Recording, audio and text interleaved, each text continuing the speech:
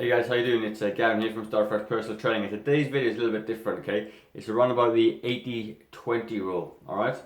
And how it applies to weight loss. Now, if you've never heard the 80-20 rule, basically the 80-20 rule was a principle discovered by a guy called Vilfredo Pareto back in 1906.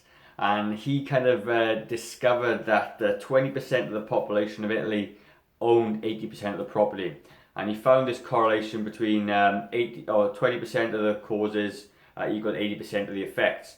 So, some of the modern day examples are like 20%. If you're a business owner, 20% of your clients contribute to 80% of your profits. If you're going to go for like your mates and stuff, 20% of your mates will drink 80% of the beer if you add it in, and it's a really interesting principle, and it is everywhere. And when you read a book by Richard Koch, which is amazing. There's two that I've read them both right now, and kind of got me thinking. And obviously, although they use it for economics and business and stuff, and I kind of wondered how I could maybe apply it to fitness. So I know by no means an expert, but what I found was I started, obviously I've lost weight and kept it off for 7 years, and I just wondered what am I doing? How much of my time am I spent working on keeping my weight down compared to somebody else who's overweight, let's say? And where lots of people are kind of look at me and think that I'm always cooking meals and preparing, and I'm always in the gym and everything else, and it's actually not the case. I spend quite a limited amount of time in the gym, and I don't spend a huge amount of time cooking my meals. So obviously the types of food that I eat are slightly different to what I used to eat, and I do that consistently and all the time. Therefore, I'm able to keep my weight down. So in actual fact, I don't actually put a lot of effort into keeping my weight down. And basically, it literally is, as you're going to see in a minute, which is astounding. 20% of what I do contributes to 80% of my results. So, and I guess the 80% of the rest of the stuff is going to be just walking around, being active generally anyway, but actually dedicated effort into keeping my weight down really hits the mark of 80-20. So first thing, let's break down my week, okay? There's 168 hours in a week. That's 24 times 7, all right? And you have the same amount of hours as I do, and I'm busy just like you are, and all the other things that maybe you find challenges against, right? So I'm going to break it down into three sort of broader categories, okay? So the amount of time, so I roughly work out for about 45 minutes a day, 5 times a week, all right? So when you add all up all together, that's actually about 3.75 hours. 3.75 hours spent training. If you break that all down, it's actually, out of all the time in the week, it actually equates to about 2.2% of my week, okay? Not very much at all. Then, okay, the other part of the equation of staying healthy and fit and keep my weight down is prepare my meals. So let's just say on average, I spend roughly an hour a day preparing my meals, okay? It's actually not probably that high, but let's just say, I know when we're talking lunch, breakfast, dinner, and all that sort of thing. I mean, I did videos before where I can make a whole 2 days worth of meals in 20 minutes. But if I'm cooking a nicer meal, it might take a bit longer. So let's just say, I'll write down. So 7 hours. Okay, so that equates to 4.1% of my week. Of all the hours of preparing my dinner. Then obviously you got to eat the meals. And say I eat 6 times a day, roughly 15 minutes a meal, and that works out to be 6 hours. 6.25. So eating is about 6.25%. Obviously, I worked all this out of my week eating. All right, which is sounds a lot. And then obviously the other thing I do, which is really important for me, is logging things into my fitness pal, because obviously I track everything I do. Keeps me on track, and that works out. I call it 50 minutes a day logging into my fitness pal. So over the course of a week, it's about 1.75 hours, which is actually about 1% of my week. All right. Okay, and I'll put my fitness pal at 1%. So hopefully my numbers are right. So you add all this up together, and it comes to about 13 13.5% of my week I spend on looking after my fitness. That is nothing. All right, so it's actually, you know, so the ratio you got then is 13% of my actions contributed to, you know, 86% of my results, I guess. Okay, which is the rule. So although the 80-20 principle isn't exactly bang on 80-20, it could be 90-10 or 97-3, and it's roughly up there. So the small amount of things that I do contribute to 80% of my results. Okay, so when you break that down even further, you basically break it down a little bit further. So when it comes down to the gym, so the actual quality of your workouts is really important. So I've just covered out the amount of time, right? So like 13% of my week is nothing. Can spared, you know, work on my fitness and health and stuff, and the numbers speak for themselves. And like I said, I didn't, you know, make them up. It's actually true. This is exactly what I do. And when I break all the numbers, that's what it came to, and it was absolutely correct, the 80-20 rule. Anyway, then you go into the gym. Really interesting. So I normally do about 8 exercises at the gym, because I do 3 sets of 8 exercises. Sometimes full body, usually full body, sometimes body part splits, depending on what I'm doing at the moment. But I do 8 exercises all the time, and I have done for, I don't know, 5-6 years maybe. And the reason I do that is because it roughly works out to be about 40-45 minutes in the gym, which leads back into the other one. So based on what I actually currently do, I've worked all these numbers out. So what you need, obviously when you're in the gym as well, to make some kind of progress, certainly around muscle gain and things like that, and weight loss, when you're in the gym you need to work out properly. So therefore, I'm going to base this on 8 to 10 reps as everyone does in the gym, right? So if I do 3 sets of 8 exercises, in the gym, I do 10 reps of each one. Okay? The benefit comes from the last few reps of that set. So if I'm pushing 1, 2, they're easy, 3, 4, bit harder, 5, 6, bit harder, 7, harder, 8, 9, 10. Last 2 to 3 reps are going to be the most important, okay? They're the reps that actually make the biggest difference of the workout. So therefore, you know, if you want to gain some muscle, which most of us do, it's the last 2 reps of the 10 reps that you do make the biggest effort. Therefore, 20% of the causes make 80% of the results, all right? So, like I said, those last 2 reps are super important. That is 20%. That is bang on 80-20, okay, right there.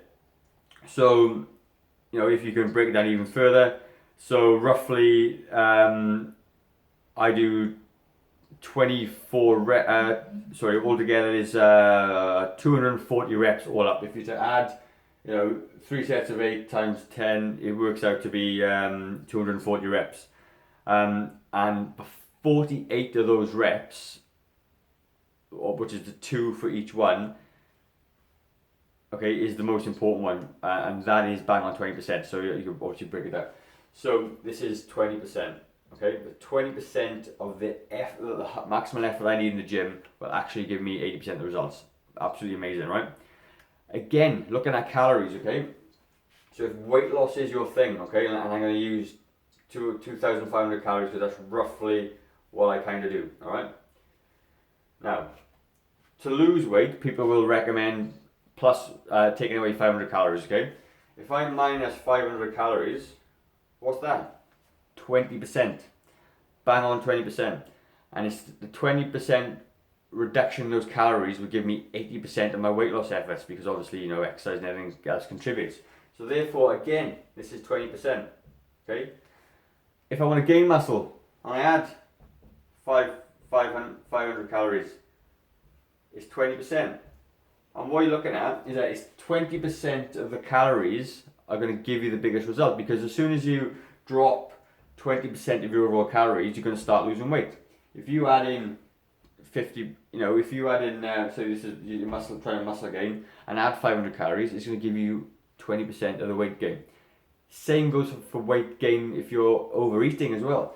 it's going to be 20% of the calories that you consume are going to be responsible for 80% of the weight that you gain.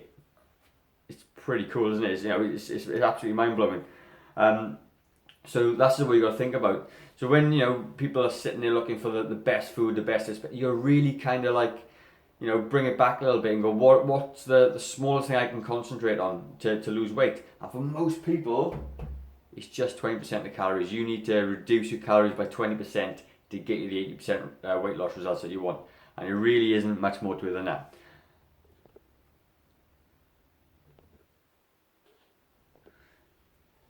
So if just to say you're somebody that is overweight, okay, and you're overweight, my pen isn't working,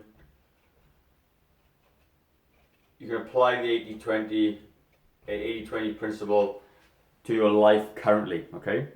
And it could be, try to get this right, if you're gonna eat the same meal, you're gonna eat the same meals I eat. You may, although you may not cook your meals, you may spend time going to the takeaways, or you may spend time, in the, queuing up for takeaway, or going out, or going to fish and chip shop, or just cooking bad meals. So therefore, you're still going to be spending the same amount of time preparing meals as me, but you're preparing the wrong meals. So therefore, the 20% of your meal preparation and eating is going to be from bad foods. So all you do is change that. You spend this exactly the same amount of time as I do, but you're doing. So when you go for exercise as well, okay, perhaps you might not exercise, all right? Obviously that doesn't even factor into it, but it's going to be, the 20%, 80% of what you do is going to contribute to 20% of your results. So, it can go the other way, which means that, you're eating and you're not exercising is going to contribute to nothing, isn't it? So, like I said, you don't have to worry about, being a fitness fanatic or a fitness freak or spending hours and hours and hours. You don't. You just need to make small, subtle changes. And like I said, I'm always about habit change and focusing on the biggest thing that gives you the biggest bang for your buck. And this is what the Pareto principle kind of alludes to as well. Is that if you, find the one thing that's going to give you the biggest results for you to lose weight, and do that thing and focus on that thing, and if you keep on focusing on it over time, you're going to build in a habit which is going to keep giving you the biggest return on your investment every time you do it. So like I said, for me, going back, I don't spend hours in the gym. I don't spend huge amounts of time exercising. I don't spend huge amounts of time preparing my meals. It's literally all boils down to about 13-14% of my week doing those things, which, to be honest with you, most people do anyway. You already eat. You already you already prepare meals in some respect. You just got to change the initial things to make it work for you. So I think that's pretty much it. One more thing. So when you're looking at kind of cheat days and stuff, all right. So people think so when you're on a diet, they think you need to be really restrictive, and you don't have to be as well. So if you apply this 80-20 principle to, I'll break it down to a week, and I'll break it down to like 80 days, and you can see that you don't have to be 100% perfect all the time. You can actually be a little bit less. Anyway, hope you can see my little grid there. It doesn't look very good there, but I'll take it a bit closer. So that's my little grid, okay? And I got Monday to Sunday across the top, and I got meals 1 to 6. And the reason why I put 6 down the side is that basically I eat about 6 times a day, pretty much, give or take, all right? So if you are, wanting to be good, and currently right now you eat lots of bad meals and you're not structured, this is how easy it's going to be for you, right? So the 80-20 principle over that amount of time, so let's do the numbers here. So I think it's, so you eat, okay, so for me, I will eat 42 meals over the week, and then snacks and main meals, okay, because it's 7 by 6, okay? So it's 42 times I will probably eat. Now, for you, if you apply this 80-20 principle, there's 8 meals of that week that don't have to be very good, right? So you could say on a Monday, you can say it's Monday snack, you can have a muffin if you want with coffee, that's all good. And then let's just say Tuesday you might go out for lunch and you might have McDonald's, that's all good as well. And then you might come down to Thursday and Friday you go out for breakfast with your work colleagues, that's 4. And then on Saturday you might have a glass of wine, a couple of beers. And on the weekend. So that's 6 meals there, and let's just say, okay, Wednesday we'll have a morning chocolate, and we'll do the same morning chocolate on Tuesday. 8 times through the week where you can eat pretty much what you want, in moderation, I guess. So if you did that over the course of a week, and to be honest with you, 8 meals over the course of a week of kind of cheat meals or whatever you want is a lot. You probably wouldn't even need that. You probably need about 4, and then you that 80-20 principle works really well. It's you don't have to be, as long as you're 80% of the time you're doing okay. You can allow for the slip for 20% of the time. It really is that easy. Then you can even take it out even further. So you can say over the course of 80 days, or say 100 days, 80 of them need to be okay, but 20 days don't need to be. That's like one every couple of days. So you could have a bad day every couple of days as long as the rest of them are all good, pretty much. And it's not, you wouldn't even need that anyway. So don't think you have to be overly restrictive. Don't think you have to work out like a nutcase as well to lose all your weight. You don't. You just need to find the one little thing, that's going to the 20% to give you the 80%. And once you find that thing, you're going to be rocking and rolling. I haven't taken into account any kind of like emotional sides or eating when you're eating emotionally, all those sorts of things. This is just more the transactional doing of the thing to get you the results. Anyway, I thought this was really, really amazing. I thought it was very, very insightful. You read these books, and you just take on what they say for granted sometimes. But I decided to get a pen to paper, work it all out, and this is what I found. Basically, it really is 80-20. 20% of what I do gives me 80% of my results, and I'm consistent. 80% of the time, and it all works out really well. So anyway. Hopefully it may have made you think a little bit, think about your own kind of life, and if weight loss and getting fit, certainly as you get older, is part of your goal, you might want to have a look at it and see where it applies to you. Anyway, that's it for me. Start fresh. If you don't make a change today, how will tomorrow be any different? Cheers.